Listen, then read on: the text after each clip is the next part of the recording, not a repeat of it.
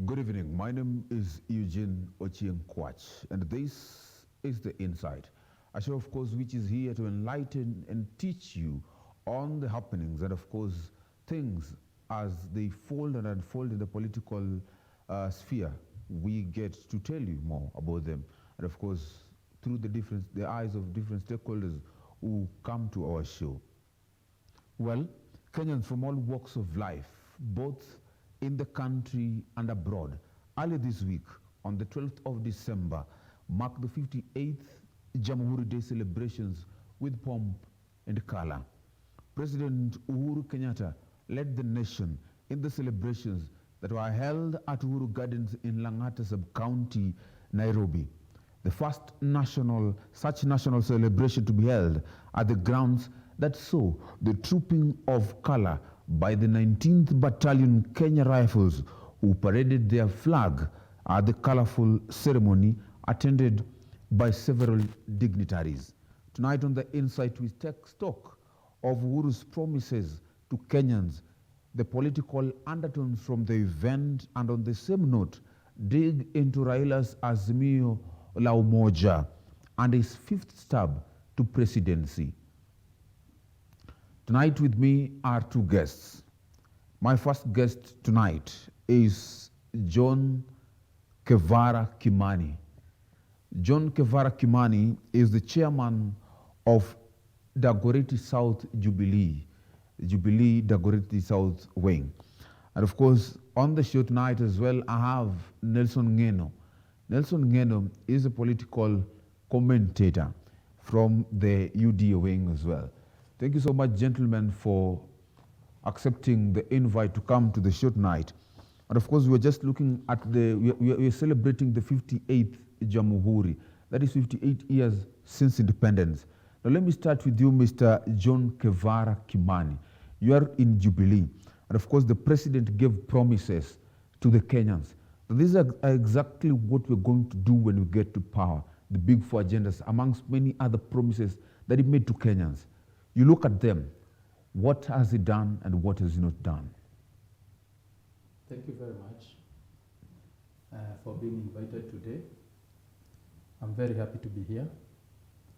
And being a Jubilee ardent member, I'm very, very proud to state clearly that I can stand before any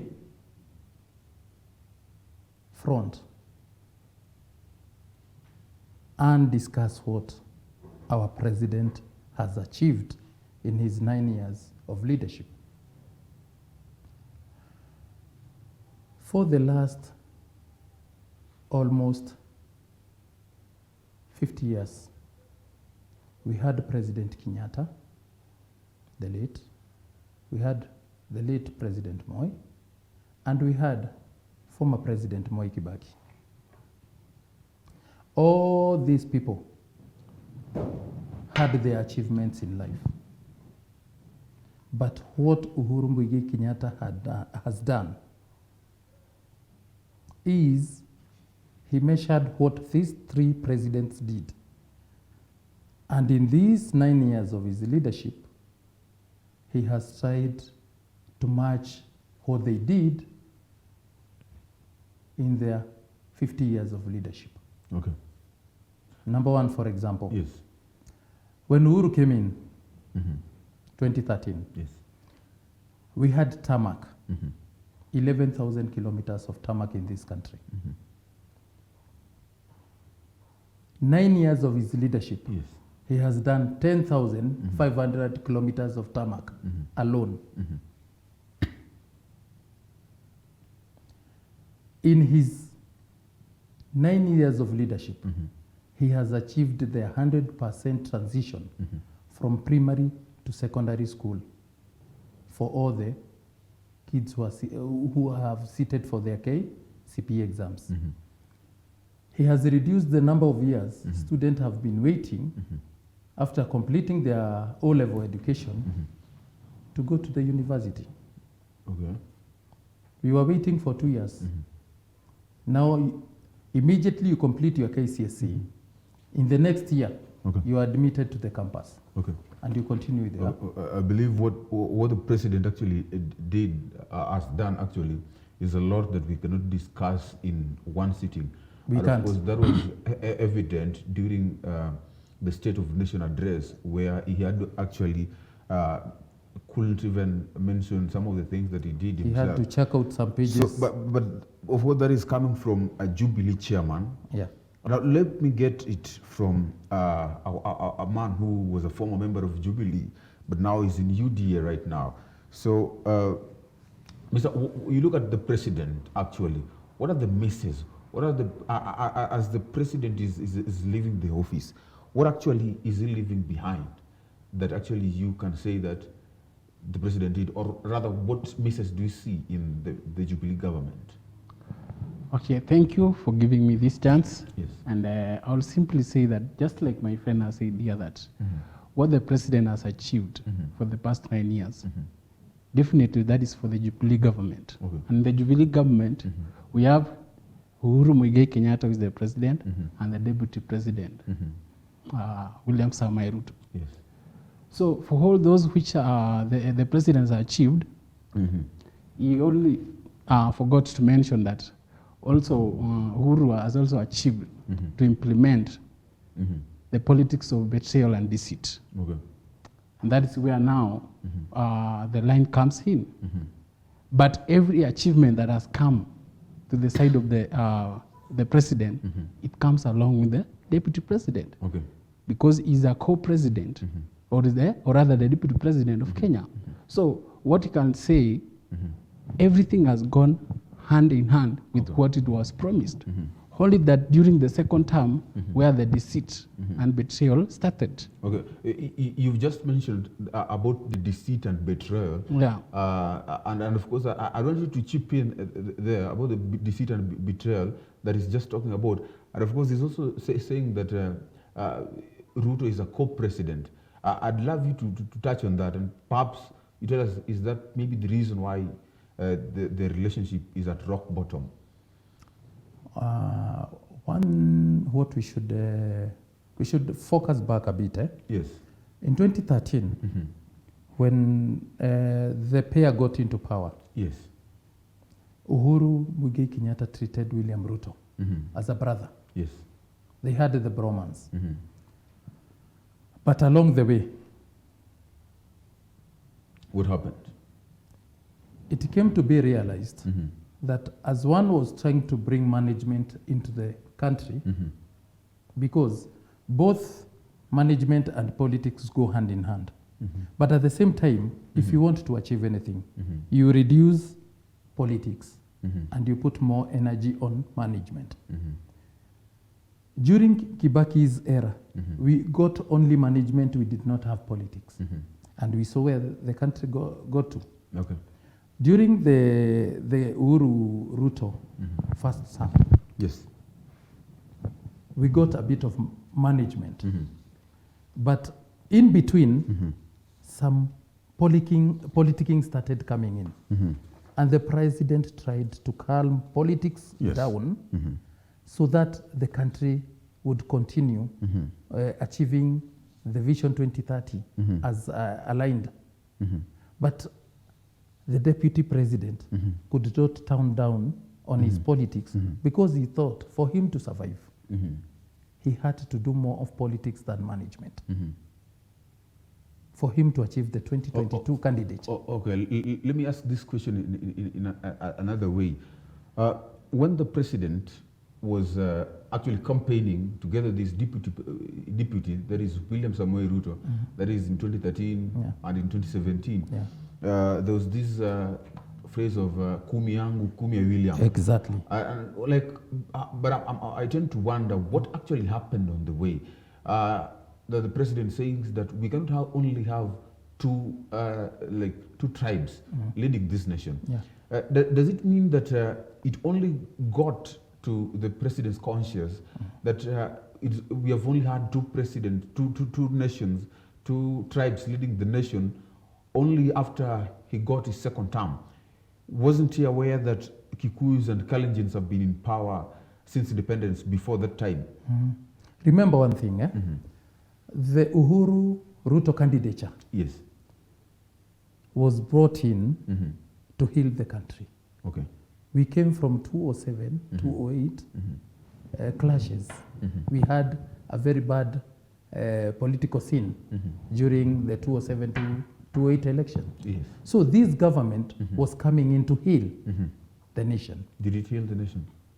As we were going along, the president decided, I cannot heal a nation with only one person. Okay. There is also another group that is outside the government that feels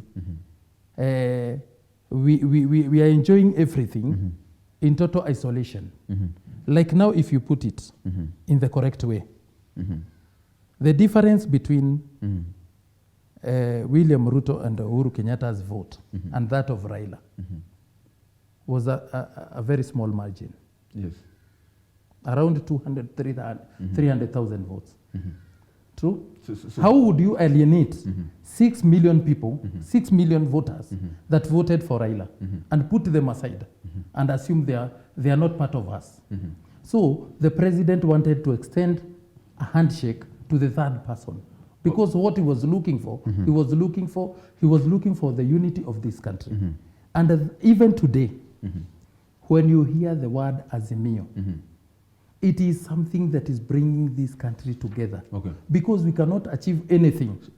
We cannot achieve anything in this country. Remember, after 2017 elections. So actually, let me get this right. What actually spurred the acrimonious relationship between the president and the deputy, actually?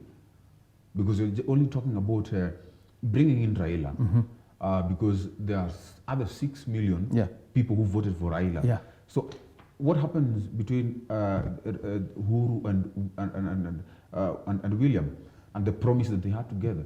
Because he has just talked about a betrayal, politics of betrayal. Yeah. What happened? What we have come to realize today Yes.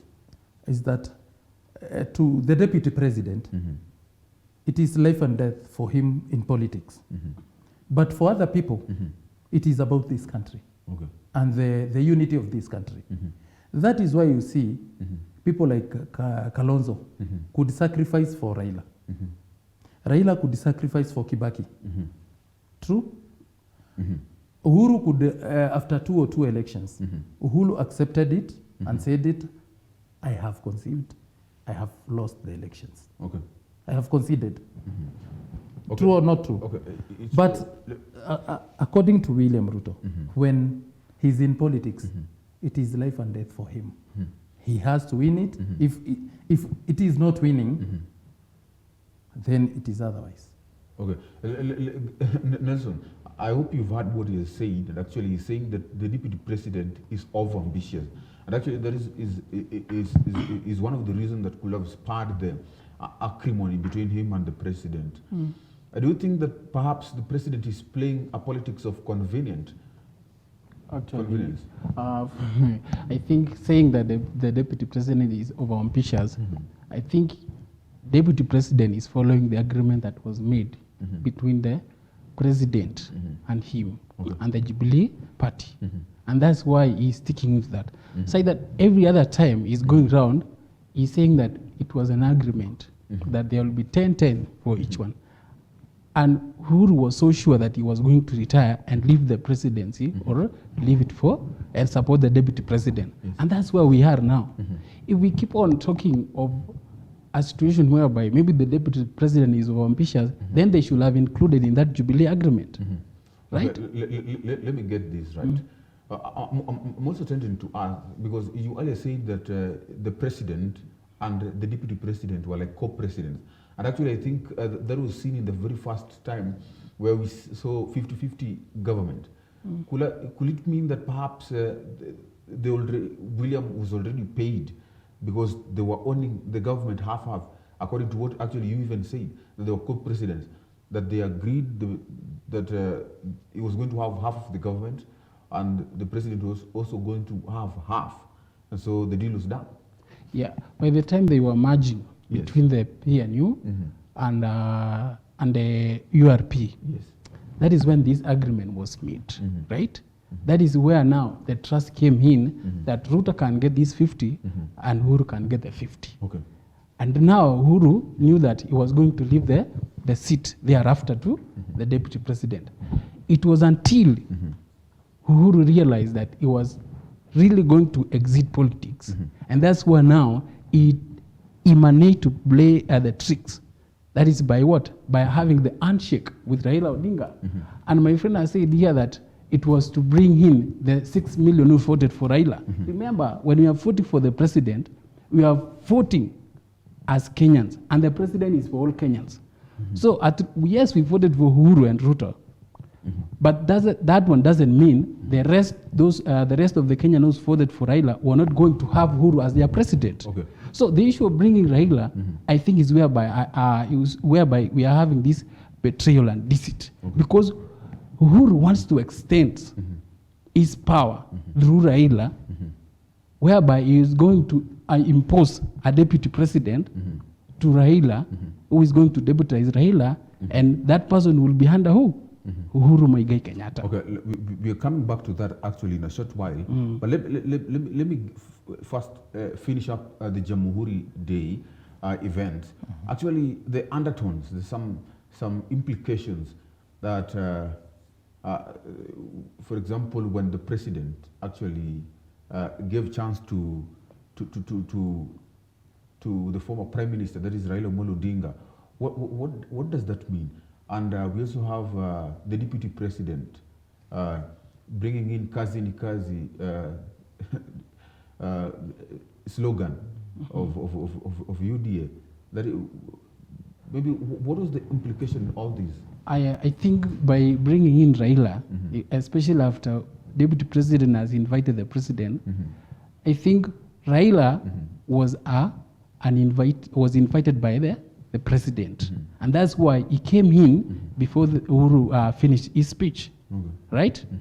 And now, deputy president has always keep on insisting about his slogan, the kazi ni kazi, and that every other Kenyan should respect that. So we are reading too much into it. Yeah, of course, because now, and also Uhuru is trying to introduce Raila into the people. Okay. Mr. Sir. Maybe if I may put a rejoinder. Yes. When a national ceremony of that nature is being held, we put aside all our political interests. The deputy president quoted our national anthem, but towards the end, he introduced the slogan, kazi ni kazi, which is not part of our national anthem. Remember that. That is why I'm telling you, politics to him is life and death. Because even where we don't deserve to bring parochial politics of our nature, because this is a national celebration, you see what he's doing. Then the president thought, if you are going to that direction, let me also bring in your competitor to come and talk also, because you have brought in the UDA politics. Okay. That is what he did. The deputy president brought UDA politics into national celebrations. The president there and there is a politician. What could he have done? He introduced the other competitor to equate the game. So from all these, Taswa, can we say that now the president has made clear who the preferred safe pair of hands is? Not at all. Not at all. I come from Jubilee. We have not done our national delegates conference. The president has not told us that this is a candidate. He has not. Okay.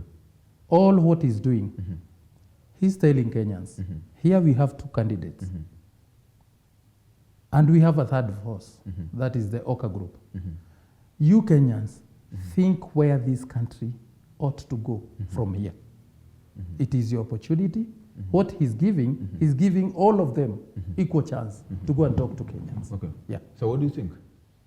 Okay, for that case, definitely there's no other way Uhuru could have introduced or endorse Raila. That is what the only way that he can endorse him. And he has mentioned once again that Raila is a mzee and he's stepping one by step, step by step, and he's going to reach where he's going, as compared to the deputy president who referred him as the person who is going with higher speed, right? So, and not once, several times, he has been mentioning who? Raila. So, Raila is the preferred candidate for who? For Uhuru Muigai Kenyatta. And that's what we are waiting now to see. Where will that game end? Because definitely, Yes. Rutas know his games, and also Raila knows his games. Now the question is, who has been endorsed by the sitting president? And that will where we get to know the truth of the matter. Okay. Remember, endorsement in this country or projects never work. President Moi tried to introduce Uhuru Muigai Kenyatta. It never worked. Even the Kibaki administration tried to impose Musalia Mudavadi. Okay. It didn't work. And to put things to put records straight, Yes. between Uhuru Muigai Kenyatta, Raila Odinga, and William Ruto, who is a seasoned politician here? Remember, Raila Amolo Odinga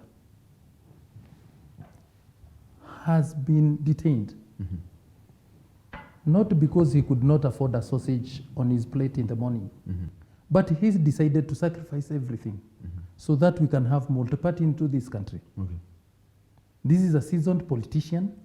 This is a person who has ran presidential elections 4 times. Okay. Actually, we are coming to Raila's matters a bit much later into the conversation. But first of all, let us finish up Jamuhuri. Now, during Jamuhuri, the president actually, just in like other previous public holidays, talked about BBI, and actually he had some semblance of regret in him, the reason why the BBI failed. And actually, according to him, is very, very optimistic that perhaps BBI will be resuscitated in the near future. Why would the president be consistently talking about BBI? Actually, was it going to build a formidable legacy on his presidency? What one thing you should realize: Yes. the resources of this country are not evenly distributed, and this has been portrayed. You saw the Senate had almost 10 meetings trying to put up a formula that would distribute the resources of this country in the right way. The president had to intervene for us for them to be able to pass that formula.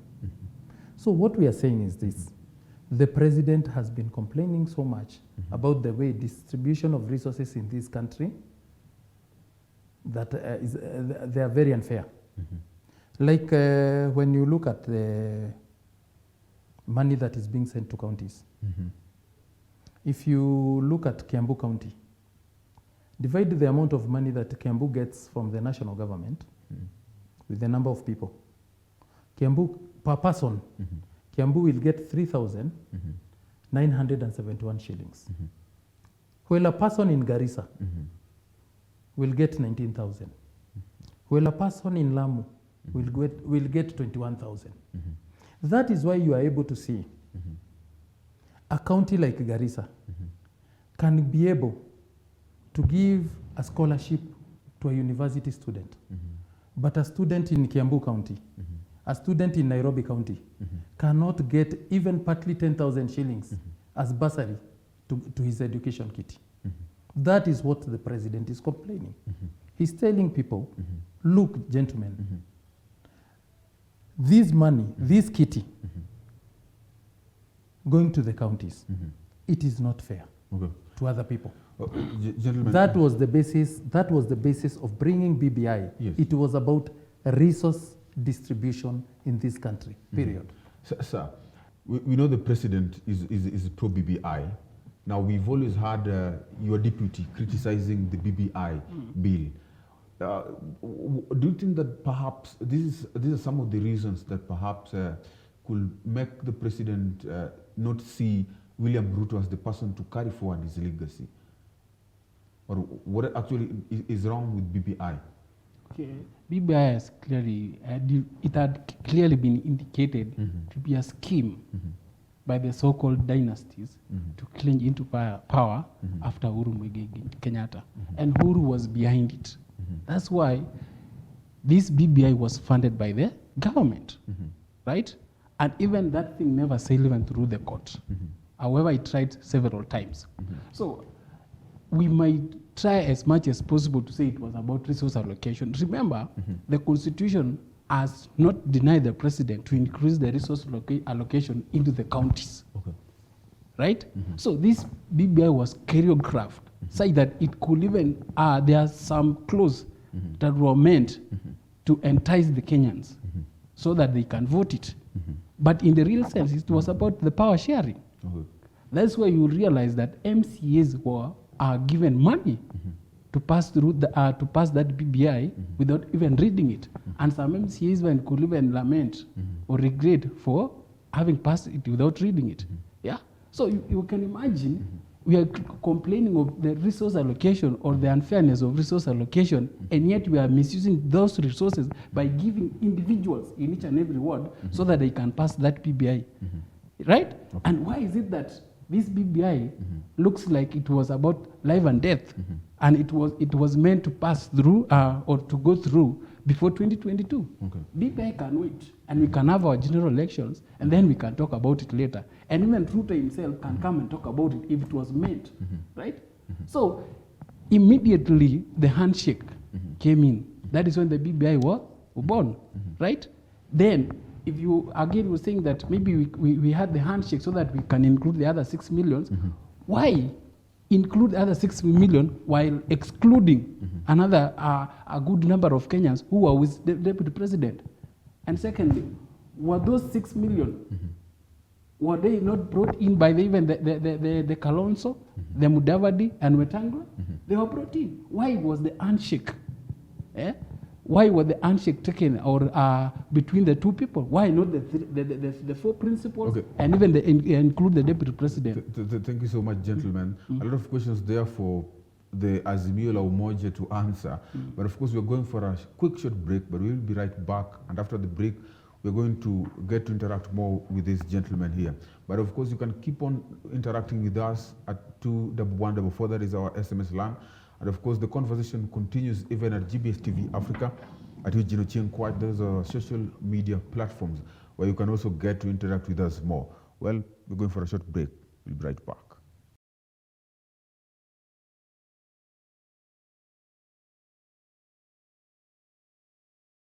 Hello, welcome back, and thank you so much for staying with us in the Inside tonight. And of course, the conversation continues tonight. We're talking about Azimio la Umoja. We're talking about Raila's 5th stab to presidency, amongst the Jamuhuri undertones and implications and a lot of things that happened during the Jamuhuri day, like BBI being talked about. And of course, gentlemen, I'm coming back to you, John. John, we're talking about, I want us to go to Azimio la Umoja. Now, Azimio la Umoja, during the Azimio la Umoja launch, Raila Odinga actually launched, of course, his presidency as well. He said that he was going to run for the presidency and of course, give himself to Kenyans as a presidential contender. What do you think about it generally?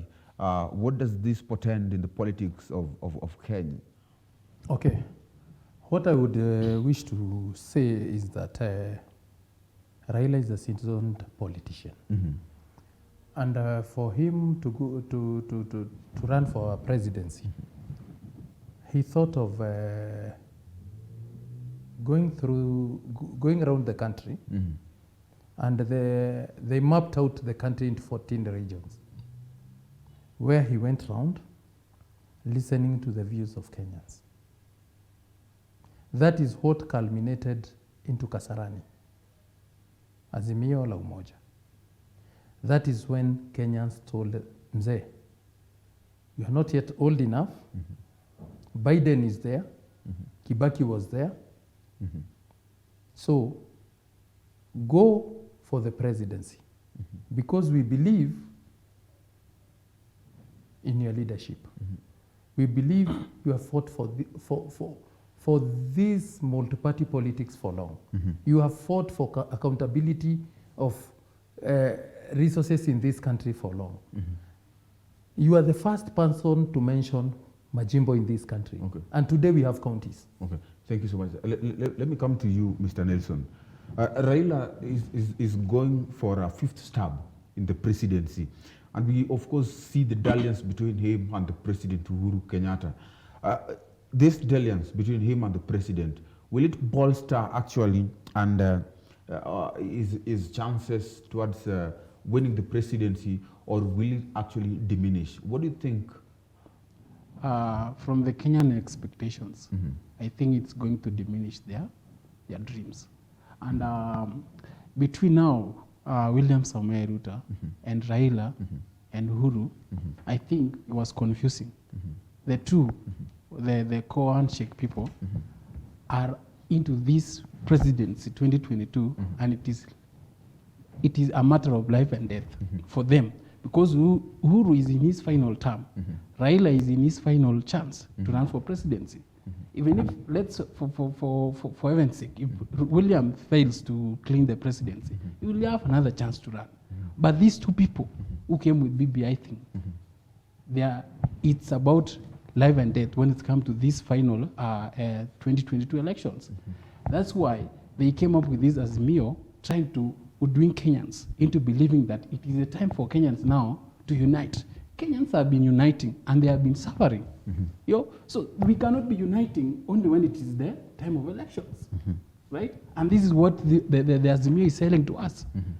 And even during that Azimio, when you hear what Raila was saying, it was all about the historical injustices or how he suffered, right? We have people who suffered even more than him. But he could mention how he suffered even during the Moi's regime. And Gideon Moi was there clapping, right?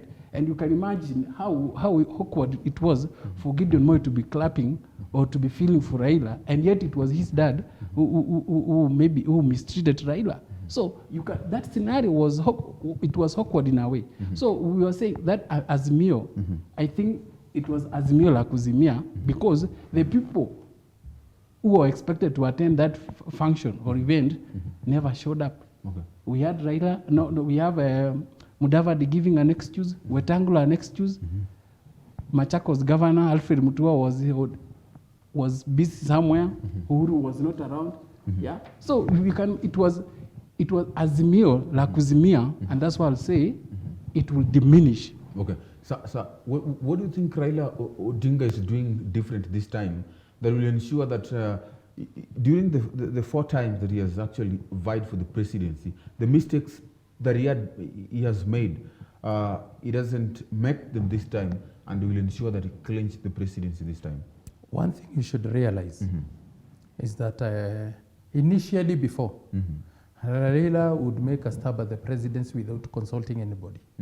This time round, Raila mapped this country into 14 regions, went round, consulted people, did boardroom meetings, did what we call conference meetings, and he was given all the ideas that he lacked in those 4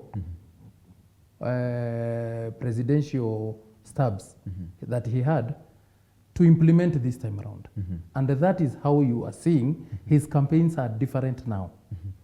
His campaigns are different. Right now, as we are speaking, Raila has toned down on politics to allow people to go for Christmas.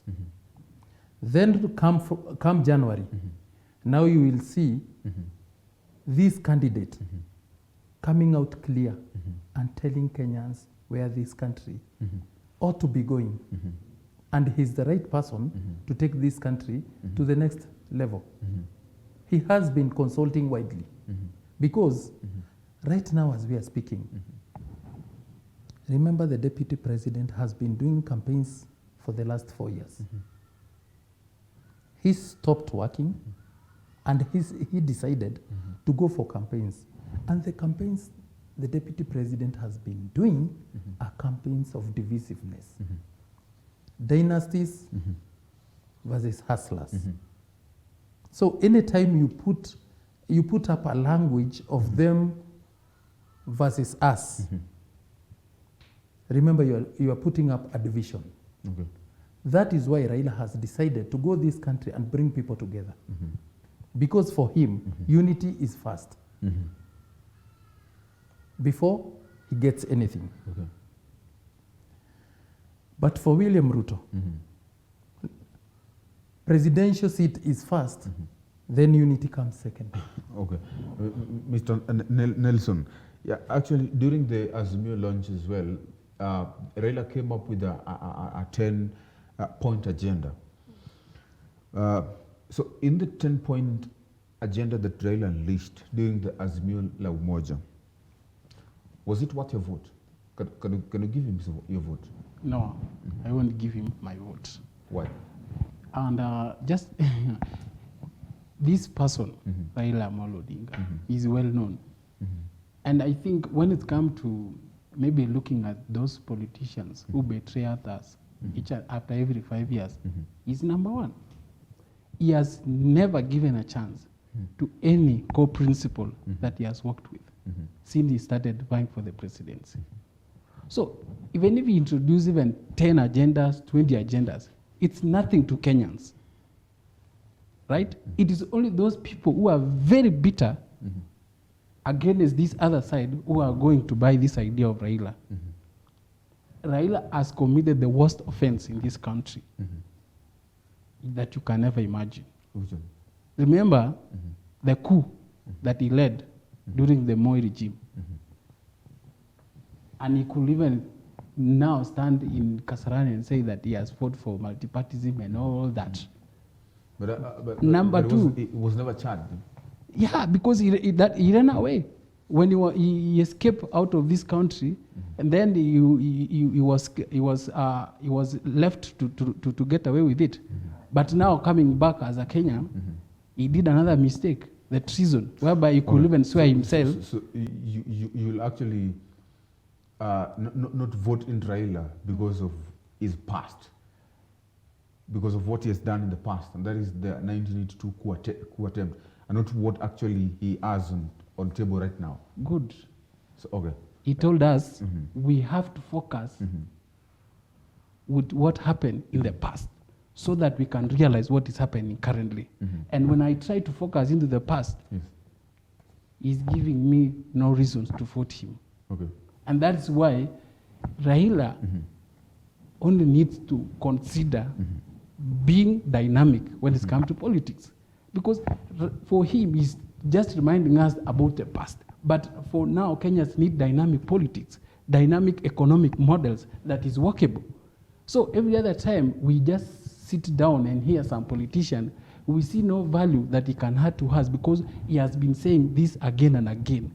The demolition or the what has happened in Kenya in terms of the people have been suffering actually when it comes to Raila presidency, because he has been leading people into strike. He has been complaining of stealing of votes. He has been into several handshake for him, even accepting the Nusumukate for the sake of him to be in the power. Right now, he accepted the handshake to be in the power. So this is a person who is he has this kind of power attitude or this appetite for power, and for sure, he's not going to get it. As far as deputy president is here, is there to campaign against him, then I'm very sure he's not going to clinch any power anytime soon. And also the past. Remember when he disrupted the meeting for the late Jaramogi Oginga Odinga. If we have to go to the history, and I'll give you an assignment, you go and research for that. What did Jaramogi Oginga told him when he disrupted this his meeting? Yeah? I would wish to quote right now, but just go and find out Jaramogi Oginga Odinga statement to Raila Amolo Odinga. And that's what exactly we are experiencing. Yeah? Okay. I'm giving you a chance for a rejoinder. And even as you're making your rejoinder, let me ask you about in the 10-point agenda, which is a blueprint to a better Kenya. through Raila Amolo Odinga. Actually, when you look at it, is it practical? Can it maybe even offer a formidable force against what has always been known are offered by the rivals, the opponents, that is the bottom-up economic models, and even the hustler versus dynasty? Okay. Given the two, Yes. between Raila Amolo Odinga and William Ruto, I'll go for Baba. The reason, history is a subject that is taught in school, right from primary school up to secondary, up to the campus level. So I don't understand how somebody would come and tell me I forget history, yet it's being taught to our children in school. History is very important in my life. My past dictates who I am today and who I will be tomorrow. Okay. The freedom we are enjoying today at GBS is the suffering that Raila and Co went through. This freedom we are enjoying. The economic expansion that you are seeing today, GBS has got employees. Many stations have been opened up. During the Moi era, we only had one station, KBC. It used to open at 6 a.m. and at 12 it closes. Today, look at the generations that have been employed by all these stations that have been opened up. Look at the ICT department. Okay. So this freedom we are enjoying today, it's courtesy of Raila and Co. company. So in those agendas he talked about, I will only pick two. One, the UHC, Universal Healthcare. This is something that Raila Odinga has fought, that for every person, a mother in Kibera, a young man in Mathare, a young person in Korogosho should go to a hospital, be treated with or without money. That is why I'm fighting for him to be the president. Because if you can remember back in the government of 2002 to 2007, when the Minister for Planning was Peter Anyang' Nyong'o, they wanted to introduce UHC. Okay. But some few people who had insurance companies that were providing medical cover fought this idea. Ngilu wanted to introduce it when she was the Minister for Health. Mr. John, we're a bit short of time, but actually we're getting you very clearly. Yeah. Actually, as we talk on the positive things that actually Raila has done on the side of history, and of course, as we also highlight the negative things that Raila, of course, has also done on the side of history, even as he's telling us to focus on the history. And of course, that is what Mr. Nelson is also telling us. But now, I want us to look into a piece of article that was actually written by the Standard newspaper. That was actually the sign of 12th of this month in December. And of course, the newspaper wrote, and I quote, "Is Uhuru poised for the Nyerere role?" And then it goes on and says that Kenya's Azimio la Umoja is fashioned on Tanzania's Azimio la Arusha, unveiled by President Nyerere in 1967. Azimio la Umoja has already been preserved as the name of the umbrella coalition of like-minded political parties supporting a Raila candidature. Inside sources disclose that Uhuru is set to be crowned the national leader of the Azimio la Umoja Grand Coalition and chair of its summit, made up of leaders of the respective parties of the coalition, with Raila as the deputy. What can you say about this? Everything that you are reading there is the crafting of UDA. Uhuru has said it very clearly. I'm going home. Okay. And we don't have in our constitution any structure of that nature. But of course, we are expecting next week there's actually in Parliament, we're set to host a special sitting, and they're actually to consider a bill that will be the last piece of forming a grand coalition akin to the one of the 2002 general elections. Yeah. Yes. So actually, it may be possible. Okay. What that is entailing is allowing party of different to form coalitions that would bring in different formations of government. It has got nothing to do with Uhuru as a person. Okay. And I would wish people to look at Uhuru as a person, not as a system. Okay. Uhuru has said it very clearly. I'm going home. Okay. Okay? I'm going home come August.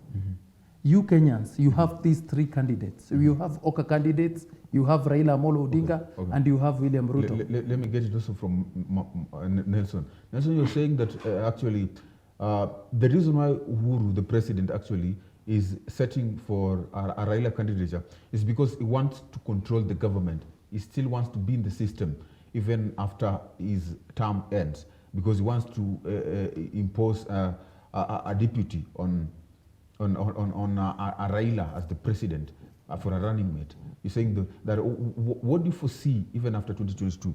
Do you still think that maybe we can have an Azimio la Arusha in Kenya, where Nyerere continued to rule or be influential even after he was out of power for around 14 years before he died? Absolutely, you are correct. Remember, at first, it was Building Bridges Initiative. And they could even mention a bridge from where? Nyanza to Mount Kenya and all parts of the country. Okay. But the moment it failed terribly, they started now coming out with an Azimio. So ideally, Uhuru is aiming at installing a president or a deputy president, and even the being in control of judiciary. That was mentioned in the BBI, the ombudsman, so that Kenyatta family can protect their property or their wealth. That is the key thing that is happening, and that's why you see Uhuru cannot sleep. He wants to make sure that his property is well taken care of, because in most cases we have seen in other countries, whenever there is the transition of government, whereby a certain family is gotten rid of in the government, their wealth are distracted, or they cannot be no longer in the state that it was at first. So the reason as to why Uhuru wants Raila to be in the presidency is one, maybe my friend doesn't know, because I can see a situation whereby Uhuru will manage to be in control of the government if Raila gets the seats, as compared to when the deputy president has become the president. That is why Uhuru is dying to make sure that Raila becomes the president. Okay, I really want to know, because we're short of time actually, and let me just get this from you, Mr. John. The president and his ally Raila Amolo Odinga have come out strongly to embrace and defend and even encourage formation of strong political parties actually. So my question is this a strategy to beat the opponents, or this is just promoting democracy? Remember, or even both? with a person like Raila Odinga, Yes. you cannot control him. This is a formidable political force. Raila, the last election, 2 elections, he has amassed over 6 million votes. If Uhuru wanted to control the government, it was easier for him to control the Ruto government. Because he could have turned around and did what they did in 2013. Put up a structure where they can share the government, and he produces half of the government, like they did in 2013. But he has decided that now I'm going home. Maybe you can also talk about the Raila's major strategy against the opponents, because we are talking about Raila's game plan.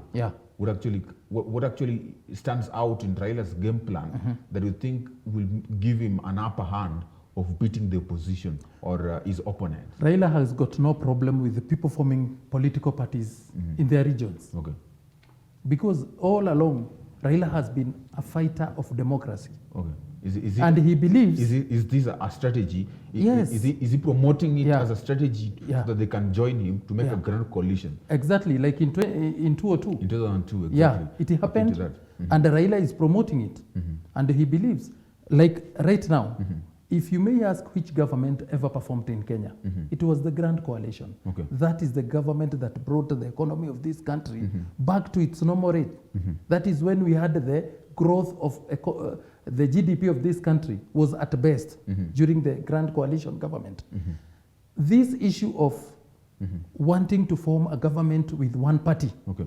and you don't want to share this government with the other parties. I get you just right, sir. But of course, before we give our closing remarks, let me just ask you this final question in 10 seconds. Actually, if you can answer it, the deputy president is actually calling on Wetangula and Mudavadi to come and join the United Democratic Alliance. What is happening? Okay, first of all, allow me to respond to my friend here that he has said Raila is a pioneer of democracy. Now remember, during the Azimio la Umoja in Kasarani, we had Maragwa MP. He was harassed when he was about to enter the podium. Why? Because he's from Mount Kenya. That is a discrepancy, number one. Junet said that the moment Raila becomes the president, the presidency is going to belong to Nyanza and Western. Okay. Now, let me finish allow. Then that means Raila is a no democratic man. Okay. He's just hiding his truth color in a woolen sheep. Will the deputy president who has said earlier that anyone who wants to come and form a force with the United Democratic Alliance must fold their parties and come and join the party, will they allow Wetangula or Mudavadi come and form a coalition with them? Or is it just leave your party and come join with us? It will depend on the interest. Okay. In politics, we have interest. So now that Wetangula has no other option, because Wetangula has no numbers as compared to Raila, maybe or Wetangula. So at now, Wetangula, Mudavadi, and Kalonzo has confirmed to be against, or they are not joining who? Raila. And that's why now Deputy President has called them to come and maybe form a... Gentlemen, we are short of time actually, and we are coming to the end of this show. But of course, I'll now give you each 2 seconds, please, to make a final closing remarks. I'll start with you, Sir John. What I would wish to tell Kenyans today is just one statement. In whose hands are we safe? In whose hands are we safe? Sir. Okay, I'll simply tell the Jubilee remnants, those who have remained, that we have a new home, we have UDA, we have a model, and that's the economic model that is going to drive us to the Vision 2030. And what we are aiming at is making that we are including everyone. So we are not going to exclude anyone. We are calling each and everyone to come and do it. Even my friend here is a Jubilee, and we have no difference as such. Welcome to UDA, and also remember to vote in Deputy President. I was the 5th President of Kenya. Thank you. Thank you so much, gentlemen, for accepting my invite once again. And of course, you back at home, we are very grateful for staying with us, even as we continue to indulge in issues of politics that involve you directly and even indirectly. And of course, tonight we are discussing various issues from BBI, from Jamuhuri. We also discussed Raila's 5th stab to the presidency. What actually is it going to, what does it even portend to the politics of Kenya? How does it change? And of course, all these together with much, much more in the politics, we get to discuss them here on The Insight every Friday at 8 p.m.